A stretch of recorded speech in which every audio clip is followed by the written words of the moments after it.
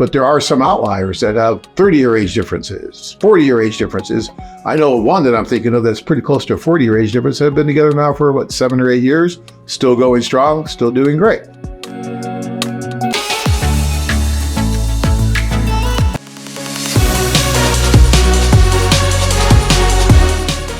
Jeremy says, what does a 40-year-old have in common with a 25-year-old? The guy is the obvious winner in that relationship. Yeah, the age differential is a very interesting thing, Jeremy. I've been at this now for almost 30 years. I've seen 5-year differentials in relationships that go down in flames very quickly, and I've seen 40-plus year age differentials that are still going strong, okay?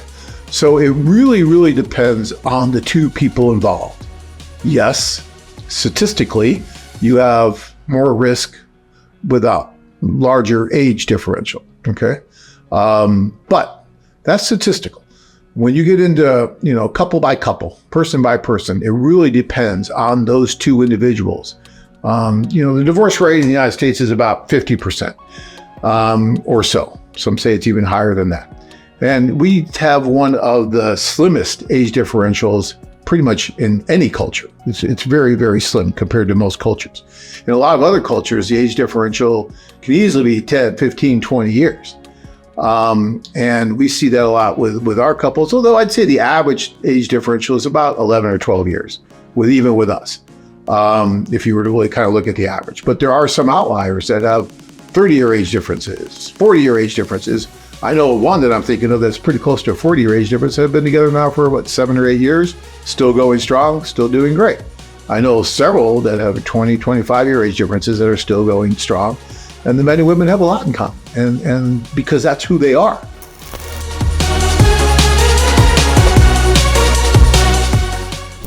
But I've always said, if you're, say, 50, 60-year-old guy, and you want to marry someone who's 20, 25, even 30 years younger than you, then you better be willing to do all the things that you did 20, 25, 30 years ago, and not expect her to live like someone who's 20 to 30 years older than she is, because that's just not fair to her. You got to experience things that you want to do when you were younger. So, there's an old saying, you got to have the game to cover the spread.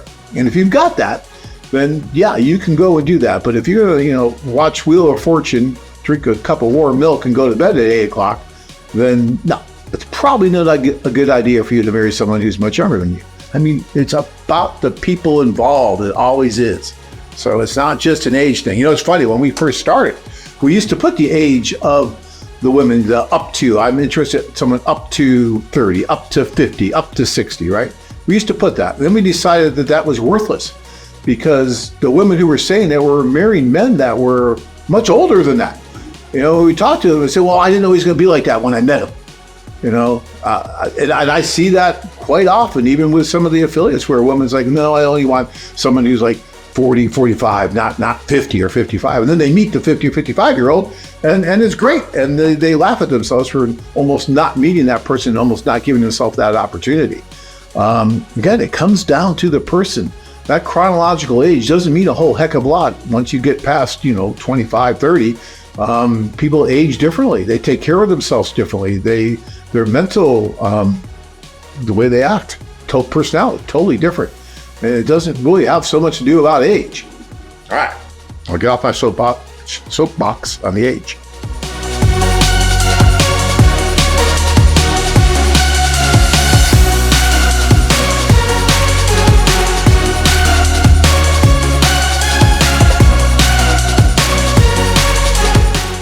Searching for that one special woman to complete your life?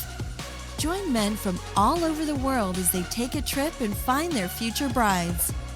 Check out our website at Philippine-women.com. If you enjoyed this video, be sure to give us a thumbs up and subscribe to our channel. Then click on the notice bell to get notified every time we add something new.